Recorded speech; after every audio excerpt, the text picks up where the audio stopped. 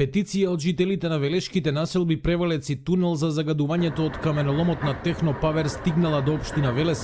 Со неа се бараат санкции за загадувачот, од чии детонации и облаци од прашина неколку години немаат мир овие жители. Тие велат дека иако каменоломот добил дозвола од државата, не се придржувал до еколошките стандарди. Секојдневно сме сведоци на се поголем број болни од респираторни болести, претежно деца, а и смртните случаи не се исклучени, велат граѓаните во петицијата. Не се наместени никакви филтри, не се наместени оросувачи за вода, нема ништо превземено за бучавата, а каменоломот работи од 5 часот наутро до 5 попладне секој ден, дури и недела.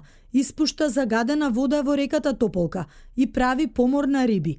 Канцерогените печки на јаглен не се изгасени воопшто, а погонот за хидрантна вар работи непрекинато, иако тој дел нема дозвола за да работи.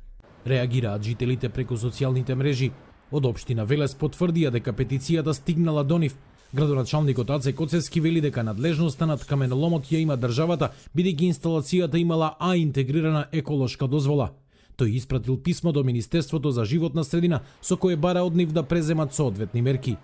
Доколку не преземат соодветни мерки од страна на Министерството, јас ќе иницирам, како што тоа доветив претходно, заедно со граѓаните да правиме жив зид пред фабриката и да не дозволиме да влегуваат нивните камиони.